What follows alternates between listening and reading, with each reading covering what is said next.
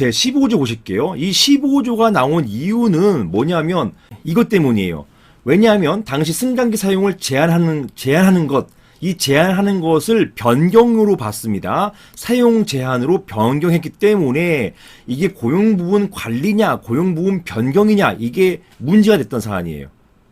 고용부분 변경 같은 경우 또는 고용부분 관리 같은 경우 이것을 허용하는 정족수가 달라집니다. 그래서 쟁점화가 된 것이에요. 제15조 고용부분 변경이 되어 있는데요. 이렇게 승강기 사용을 바꾸는 거, 제한하는 거, 이게 고용부분을 변경하는 것이냐? 자, 그렇다고 한다면 보실게요. 이런 고용부분 변경에 대한 사항은, 즉 고용부분 변경하려면 해당 집회에서 전체 구분 소유자의 3분의 2 이상과 그리고 및입니다. 및 그리고 의결권, 일반적 지분이죠. 지분의 3분의 2 이상의 결의로서 결정한다라고 되어 있는 거예요. 그리고 제2항의 경우에 이런 경우 변경할 때는 이러한 변경이 다른 구분 소유자의 권리에 특별한 영향을 미칠 때 그 경우에는 그 구분 소유자, 특별한 영향을 미치는 그 구분 소유자의 승낙을 받아야 한다. 이렇게 규정해 놓고 있어요. 자, 연이어서 보실게요. 그 다음 조. 제16조. 종전에는 변경 15조였죠. 이제 관리 16조입니다. 고용부분의 관리. 여기 보시는 것처럼 집합건물법은요, 행위가요, 관리단의 행위에는 세 가지가 있어요. 하나는 여기 보시는 것처럼 보존행위라는 게 있고, 또 하나는 관리행위라는 게 있고, 그러면 또 하나는 변경행위라는 게 있습니다. 이 세 가지가 있어요. 그래서 변경행위는 보신 것처럼 정족수가 높아요. 3분의 2, 구분 소유자 그리고 의결권 지분의 각각 3분의 2 이상의 결의가 필요한 것이고, 보존행위는요, 각 구분 소유자, 공유자가 각자가 할 수 있어요. 정족수 필요 없이 각자가 할 수 있는 것이고요. 관리행위는요, 만약에 이런 승강기 사용 제한이 관리행위에 해당된다면 이런 관리행위는요, 방금 보신 제15조 1항 본문 고용부분 변경, 그 다음에 제15조의 2 권리 변동이 있는 고용부분 변경, 요거는 제가 언급은 안 했지만 이거는 정족수가 80%입니다. 5분의 4.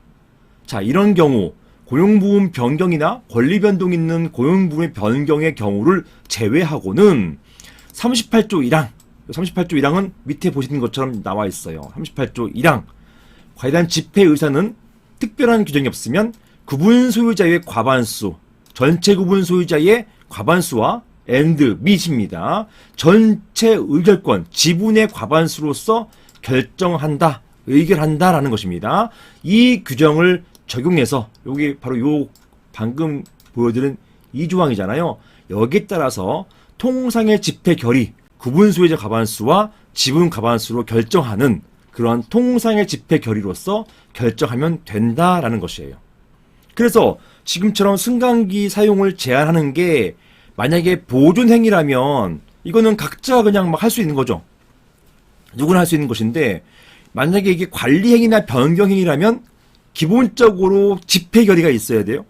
그리고 집회 결의가 있어야 되는데, 관리행위라면요, 과반수, 머릿수와 지분의 각각 과반수가 찬성하면 되는 것이고, 즉 사용 제한 그런 안이 통과될 수 있는 것이고, 변경행위라면 각각 구분 소유자 수와 지분의 각각 3분의 2 이상이 찬성해야만 그러한 변경, 고용부분 변경, 즉 사용 제한이, 이런 승강기 사용 제한이 변경이라 한다면 이 사용 제한에 대해서 각각 3분의 2 동의가 필요하다는 것이에요. 그게 있어야만 통과가 된다는 것입니다.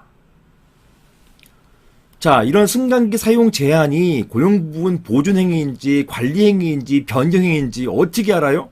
법에 없어요. 법에 없으면 어떻게 해야 됩니까? 결국 판례의 법리를 따를 수밖에 없습니다. 판례가 이런 경우 어떻게 보는지 이걸 아는 수밖에 없어요. 이게 집합건물 분쟁의 특징입니다. 이 법에 나타나 있는 게 별로 없기 때문에 대부분 다 이거의 성질을 보고서 법원의 선행 결정을 참고할 수밖에 없는 것입니다. 자, 다음을 보실게요.